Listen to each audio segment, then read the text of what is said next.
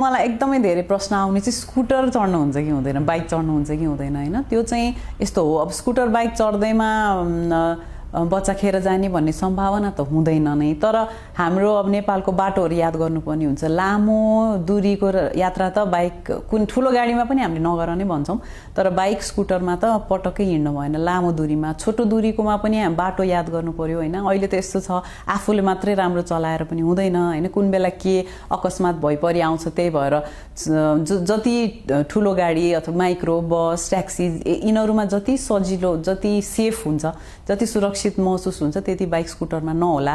त्यो हिसाबले चाहिँ म बाइक स्कुटर सकेसम्म 3 महिना चाहिँ पहिलो त्रैमासिक चाहिँ नचढ्नु नै भन्छौँ। किनभने यसै पनि पहिलो 3 महिनामा चाहिँ गर्भ खेर जाने सम्भावना सबभन्दा बढी हुन्छ।